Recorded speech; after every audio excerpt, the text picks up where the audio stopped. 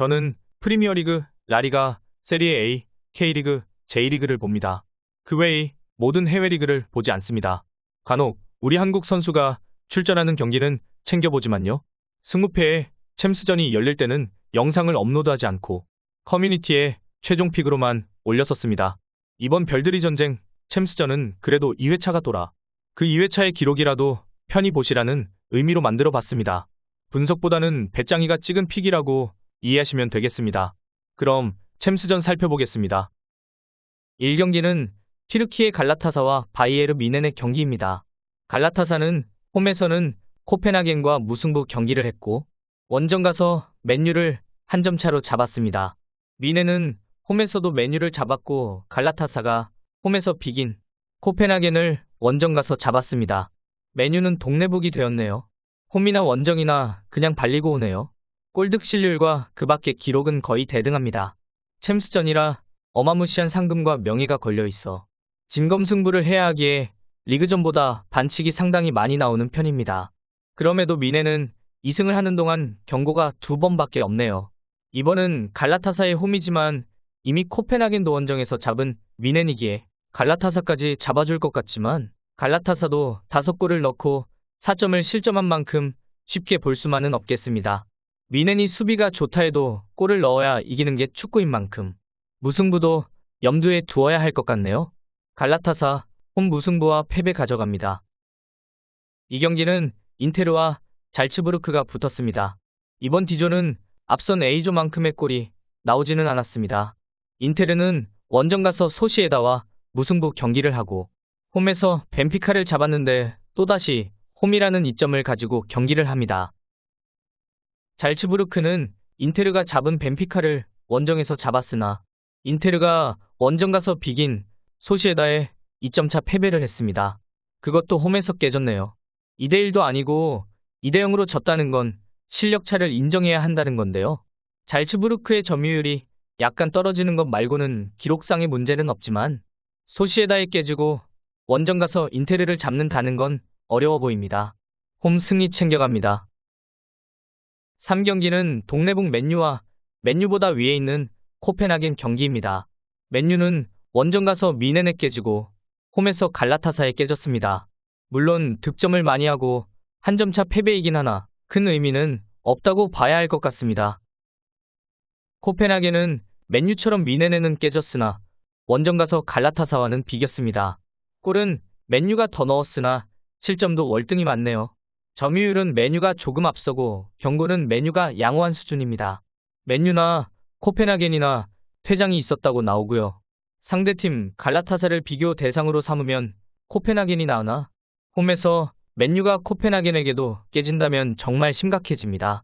양팀 다 사력을 다할 것이고 한 점차 승부가 날 것 같은데 그래도 홈팀인 맨유가 조금 더 환경적인 요인이 좋지 않나 싶습니다. 맨유의 승리 챙겨갑니다. 4경기는 세비야와 아스널이 붙습니다. 세비야는 예전 같지 않은데 그래도 홈에서 랑스에 지지는 않고 무승부 경기를 하고 원정 가서 아이트호벤과 또 무승부 경기를 했습니다. 경고와 세이브는 평범한 수준이네요. 원정팀 아스널은 홈에서 세비야가 비긴 아이트호벤을 완전 부숴버렸고 원정 가서는 세비야가 비긴 랑스에 한 점 차로 패배를 했습니다.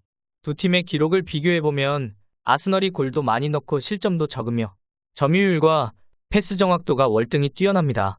경고가 2개밖에 안 된다는 건 그만큼 여유로운 경기를 했다는 건데요. 단적으로 봐도 지금의 전력으로 세비야가 아스널을 잡을 수는 없습니다.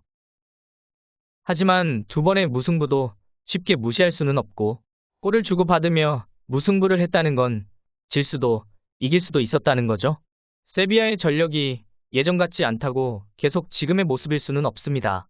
리그전에서 직전 라요와 비기긴 했으나 점점 패하지 않는 경기를 하고 있습니다. 바르셀로나와도 한 점차 패배였고 일요일 새벽 경기엔 레알 마드리드와도 무승부 경기를 했습니다. 아스널이 강하다고는 하나 쉽게 승리할 거란 느낌이 없습니다. 무와 패를 가져가는 게 정상이나 홈에서의 이변을 기대해보며 홈승과 무승부를 가져가겠습니다. 5경기는 조 1위 랑스와 조 4위 PSV 아이트호벤이 붙습니다. 랑스는 앞서 보았듯 원정에서 세비야와 무승부 경기를 했지만 홈에서는 아스널을 잡아버렸습니다. 그리고 다시 홈에서 경기를 치르는 만큼 아무래도 아이트호벤보다 유리하다 할 수 있습니다. 아이트호벤은 랑스처럼 세비야와는 홈에서 비겼으나 원정에서 아스널의 4점 차로 대패를 했습니다. 아스널을 잡은 랑스의 홈으로 원정을 가서 승리하기란 쉽지 않아 보입니다. 점유율이 랑스가 평균보다 좀 떨어지는 수치인데 그것 말고는 실점도 적고 나쁘지 않습니다. 리그에서 9전 전승으로 1위를 달리는 아이트호벤인데 세비야에 지고 아스널의 대패를 한 걸 보면 리그 간 격차가 있기는 한가 봅니다. 아이트호벤이 랑스를 상대로 승리를 챙길 수 있을지 기대되는 경기이지만 기대는 기대고 전 보여지는 대로 랑스의 승리 가져가겠습니다. 6경기는 포르투갈 리그의 브라가와 무적의 레알 마드리드가 붙습니다. 브라가는 홈에서 나폴리에 패하고 원정에서 유니온 베를린을 잡았습니다. 레알은 홈에서도 원정 가서도 나폴리와 베를린을 잡았습니다.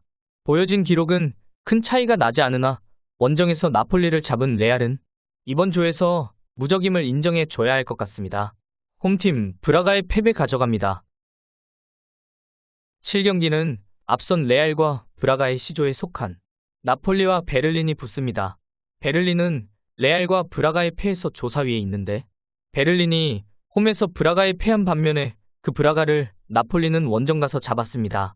베를린이 원정에서 레알에 한 점 차로 패한 건 잘한 경기 같으나 홈에서 브라가에 패한 것과 점유율이 현저히 낮다는 걸 생각하면 다시 홈이긴 하나 나폴리를 상대하기엔 벅차지 않나 싶습니다. 홈팀 베를린의 패배 가져갑니다.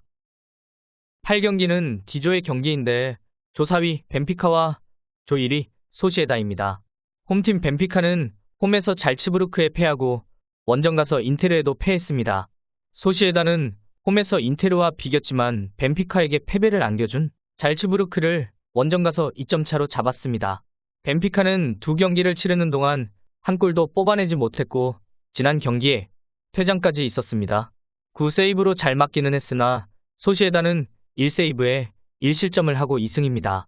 세이브가 필요 없을 정도로 여유로운 경기를 했다고 보시면 되겠죠.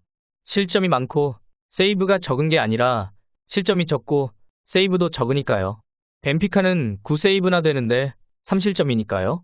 벤피카의 홈이긴 하나 잘츠부르크와 인테르에 한 골도 못 뽑아낸 벤피카라면 소시에다의 공격을 버텨내긴 힘들 거라 생각합니다.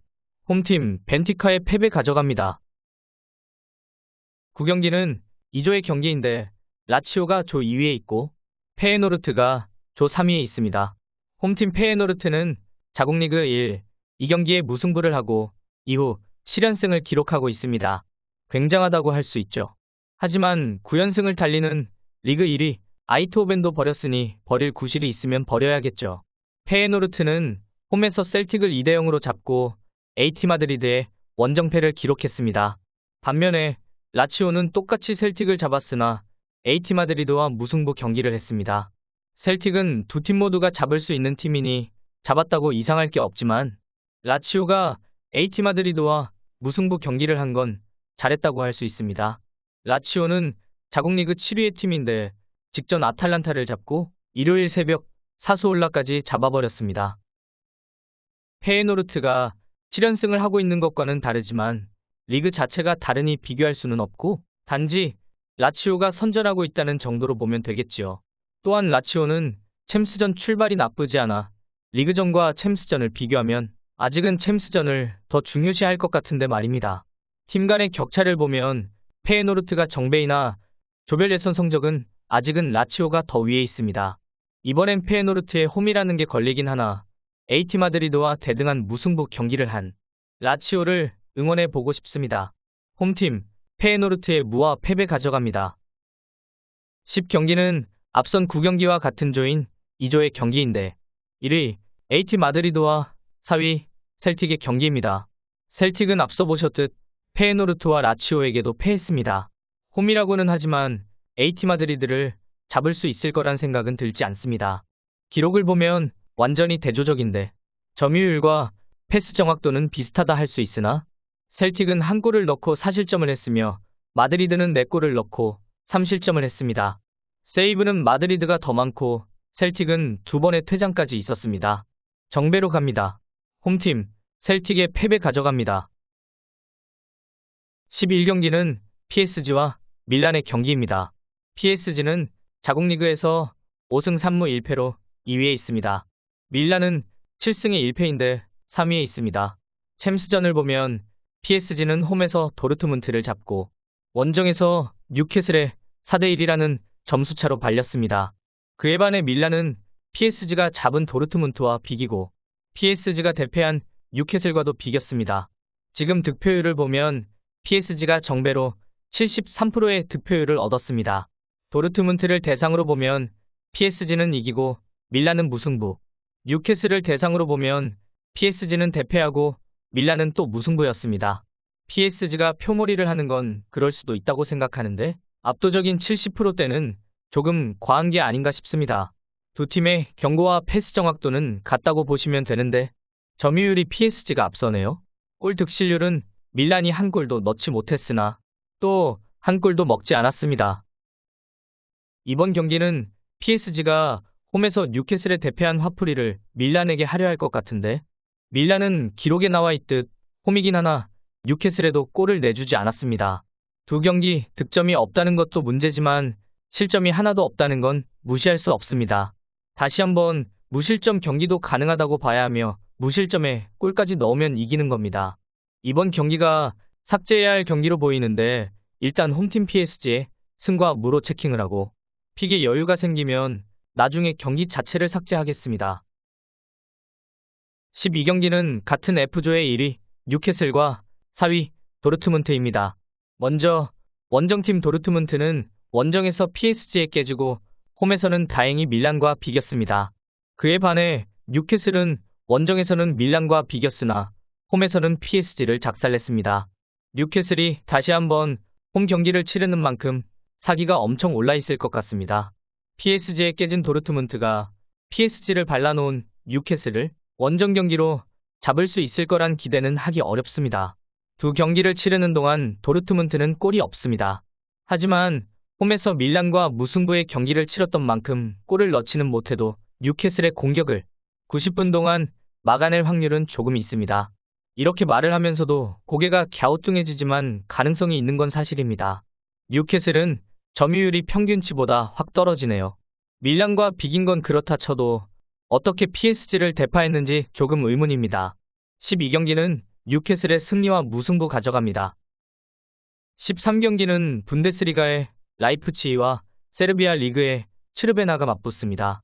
라이프치히는 스위스 리그 영보이스를 원정 가서 3대1로 격파하고 홈에서 맨시티에 같은 점수차로 격파당했습니다. 츠르베나는 똑같이 맨시티의 3대1의 스코어로 격파당했지만 라이프치히가 격파한 영보이스와 홈에서 2대2 무승부 경기를 했습니다. 상대팀 맨시티를 놓고 보면 같은 점수차로 패했으나 영보이스를 놓고 보면 홈에서 무승부 경기를 한 츠르베나와 원정 가서 2점 차로 잡은 라이프치히가 되겠네요. 이번엔 또 라이프치히의 홈이기도 합니다. 골 득실률, 점유율, 패스 정확도가 두 팀이 대등하나 경고에서 츠르베나가 많고 츠르베나는 17세 2분화 됩니다. 그만큼 공격을 많이 받았다는 거겠죠. 라이프치히가 홈에서 츠르베나에게 패하거나 비길 거란 생각은 들지 않습니다. 만약 츠르베나의 홈이었다면 무승부 이변 정도는 어떨지 모르지만요. 홈팀 라이프치히의 승리 가져갑니다. 마지막 14경기는 H조 경기이며 포르투갈 리그의 포르투와 벨기에 리그의 엔트워프가 붙습니다. 홈팀 엔트워프는 바르셀로나의 완전 기억에 남을 5대0 참패를 하고 우크라이나 리그에 있는 도네츠크에도 한 점 차로 패했습니다. 반면에 원정팀 포르투는 원정에서 도네츠크를 여유롭게 잡고 홈에서 바르셀로나에 한 점 차로 패했습니다. 바르셀로나에 5대0으로 격파당한 조 4위 엔트워프와 바르셀로나에 한 점 차로 패한 조 2위 포르투라고 보시면 되겠습니다. 그 외의 기록은 별 의미가 없어 보이며 이번 경기가 엔트워프의 홈이라고는 하나 이미 홈에서 도네츠크에게도 패한 엔트워프이고 이미 포르투는 원정에서 도네츠크를 잡은 기록이 있으니 이번에도 무난한 승리를 챙길 것 같습니다. 홈팀 엔트워프의 패배 가져가겠습니다. 그럼 이제 찍어놓은 놈들 보시겠습니다. 보시면 32조합이 나오네요. 픽에 여유가 생기면 11경기 PSG와 밀란 경기를 삭제한다 했는데 여유는커녕 오히려 하나를 지워야 하네요.